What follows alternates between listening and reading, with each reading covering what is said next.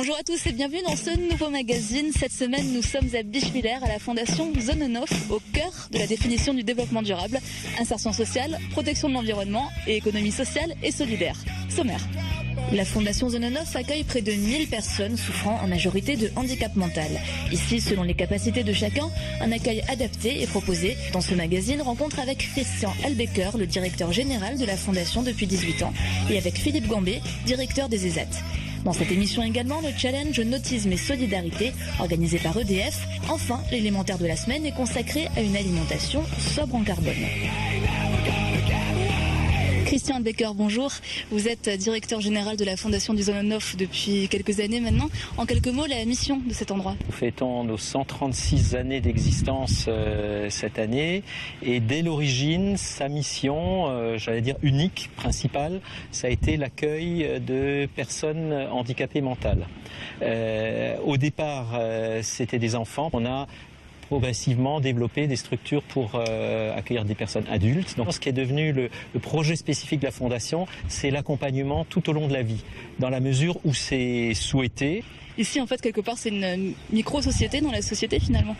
Quelque part, c'est effectivement un village que nous voulons ouvert. Effectivement, des personnes qui vivent ici, donc il y a bien des maisons où les gens ont leur lieu de vie, leur chambre, leur domicile. Et puis, il y a aussi de plus en plus de structures d'accueil de jour, donc où les personnes viennent, qu'ils soient enfants ou adultes, qui viennent le matin et ils repartent le soir. Par exemple, l'école qui est derrière vous, qui est une école privée sous contrat simple avec l'Éducation nationale, c'est une école, j'allais dire, comme toutes les autres. Il y a également des ateliers, ce qu'on appelle les ESAT, qui sont des ateliers de production pour ceux des personnes handicapées qui sont aptes à occuper un poste de travail. Et là, on contribue aussi à l'économie. On appelle ça l'économie effectivement sociale et solidaire, mais on est dans la vie réelle. Et évidemment, le but ultime pour celles et ceux qui le peuvent, c'est de trouver un emploi en milieu ordinaire, mais on sait bien que c'est extrêmement difficile pour des personnes en situation de handicap d'être embauchées. Alors ça, on en reparlera un tout petit peu après avec la personne qui s'occupe de ces ESAT. Cette émission parle de développement durable. Dans le développement durable, on a environnement, on a insertion sociale, on a économie sociale et solidaire. On le voit ici, un petit peu toutes ces thématiques qui sont développées. Vous travaillez particulièrement donc à ce développement de l'humain, à ce développement de la planète aussi. Tout à fait. Je crois que ça fait vraiment partie des orientations fondamentales de la Fondation. En 2009, le conseil d'administration a décidé d'engager la Fondation, suite à des réflexions préalables, dans ce qu'on a appelé le Sonnenhof de l'environnement, où on voudrait que tout le monde soit sensibilisé à cette dimension, donc qui inclut des choses très, très basiques et très quotidiennes, comme les économies d'énergie, éteindre la lumière quand on quitte une pièce, baisser le chauffage, le tri sélectif des déchets. Ce sont des actions d'ailleurs qui sont très parlantes et qui sont d'excellents supports pédagogiques pour des personnes en situation de handicap, parce que ça devient presque un jeu, c'est ludique. Vous aidez au développement de l'humain, donc à la protection en tout cas de l'être humain, donc vous aidez aussi à la protection de la planète, ça va un peu de pair.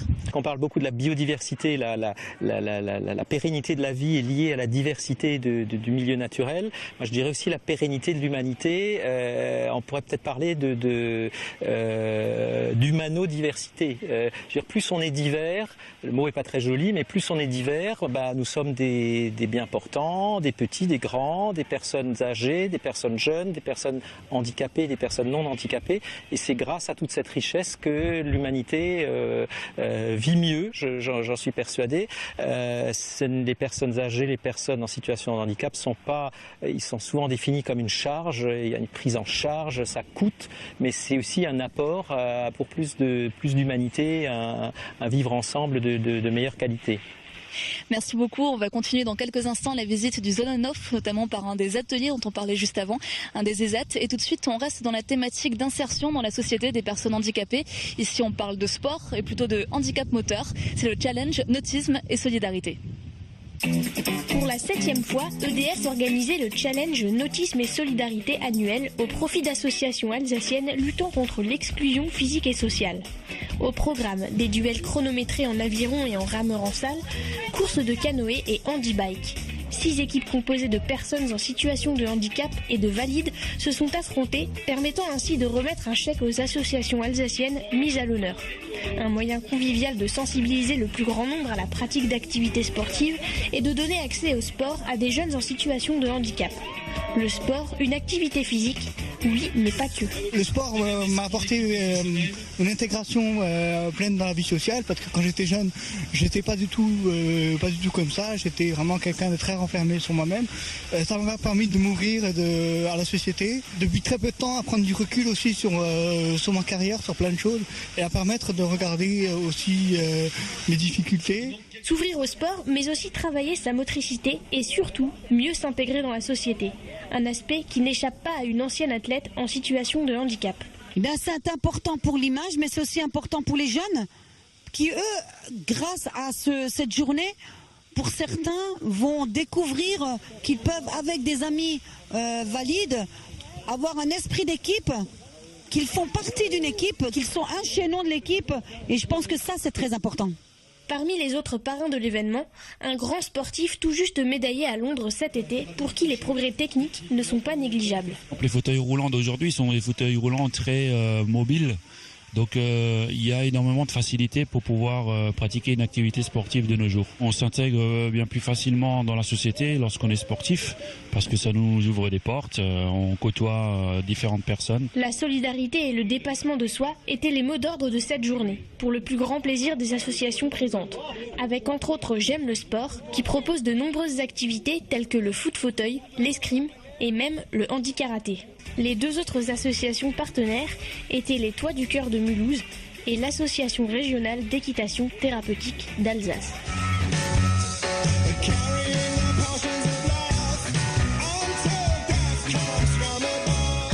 À la fondation Zone On-Off. Donc on l'a vu auparavant, il y a environ 1000 personnes qui sont accueillies par la fondation, il y a à peu près 800 personnes qui travaillent ici, et puis il y a aussi 150 animaux bovins, on les voit autour de nous. Où est-ce qu'on est ici exactement ? Écoutez, vous êtes au sein de l'exploitation laitière. Exploitation laitière qui fait partie de la filière agricole des établissements et services d'aide par le travail du Zone On-Off, qu'on appelle les ESAT. Et les ESAT ont deux missions. Une mission d'accompagnement au travail des personnes en situation de handicap, et dans le but de les faire progresser et de faire en sorte qu'ils exploitent au mieux leur potentiel. Et puis aussi une mission de production pour effectivement répondre aux besoins de nos clients. Donc double mission à la fois sociale mais aussi économique. Il y a 4 filières ici, donc une filière verte. Une filière industrielle, il y a une filière industrielle, une filière graphique, une filière verte dans laquelle vous avez une partie de l'exploitation laitière et une filière service. Sur ces différents ateliers, donc vous travaillez aussi, on peut dire, en sous-traitance pour des entreprises. Comment ça se passe ? Il y a deux cas, effectivement. Soit on fait nos produits propres, mais effectivement, une grosse partie aussi de notre activité, c'est la sous-traitance industrielle. C'est-à-dire que là, on va récupérer un certain nombre de nos clients. On travaille avec un certain nombre de grandes entreprises en Alsace, vont nous donner des pièces détachées, et avec ces pièces détachées, vont nous dire, de cette pièce détachée, vous nous faites un ensemble. L'imprimerie, par contre, c'est un atelier bien particulier, où il y a un certain savoir-faire technique. Et là, effectivement, on travaille directement pour les collectivités, voire pour les entreprises qui souhaitent faire leur catalogue, leur carte de visite. Une autre originalité qu'il y a ici, c'est la partie ferme. Oui, tout à fait. Alors, c'est l'exploitation agricole. Une partie, c'est l'exploitation laitière. Donc, comme vous le disiez tout à l'heure, c'est 150 têtes, dont 40 à 45 vaches laitières, puisqu'on produit en gros 380 000 litres de lait. Mais on est à côté de ça, 120 hectares de cultures agricoles, fourragères, céréalières. On fait du maraîchage aussi. Et notamment le maraîchage est distribué par notre boutique à la ferme, qui nous permet d'écouler nos productions propres. Dans chaque atelier, il y a un côté environnement. Maintenant, par exemple, à l'imprimerie, il y avait ce label Imprime Vert. Il y a aussi un atelier qui a trait particulièrement au recyclage ou à l'environnement. C'est quelque chose que vous essayez de développer dans chaque filière ? On a une responsabilité quelque part sociétale. Donc il y a à la fois responsabilité sociétale, c'est donc du social, effectivement. C'est donc effectivement de l'économique, hein, et puis c'est de l'environnemental.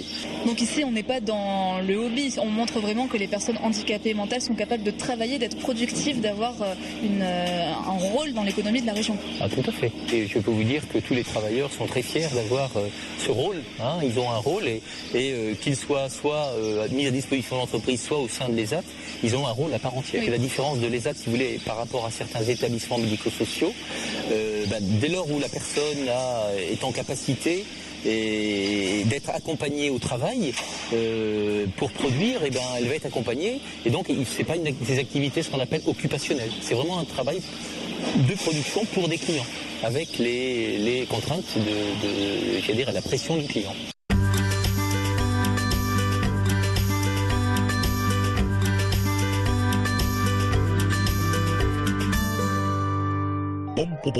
Manger sans sel, sans sucre, sans gras, ok.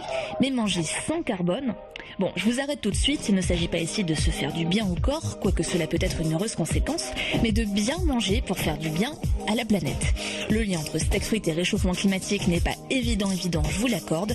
Pourtant, cette assiette et l'alimentation en général est responsable d'un tiers des émissions de gaz à effet de serre en France. Les gaz à effet de serre qui, je vous le rappelle, sont responsables de ce réchauffement climatique. Et le carbone dans tout ça, pour simplifier, le principal gaz qui chauffe la Terre, c'est le CO2, dit gaz carbonique, et ce carbone donc est émis en grande quantité par l'industrie agroalimentaire, depuis la fabrication d'engrais et de nourriture pour les bêtes à la culture, transformation des produits, conservation en frigo, congélateur, emballage sur emballage, transport au bout du monde, avion, camion. Et puis une fois dans le supermarché, il faut de l'électricité pour conserver, refroidir, réchauffer. À la maison, ça continue, congélation, cuisson. Et puis poubelle. Savez-vous que le quart de nos poubelles provient de déchets alimentaires?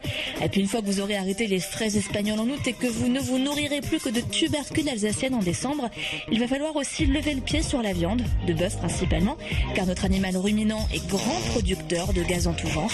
Et s'il faut privilégier un bœuf élevé en plein air en Alsace contre un bœuf élevé aux hormones importées d'Amérique latine, élevage de volailles, gibier ou porc sont plus neutres pour l'environnement.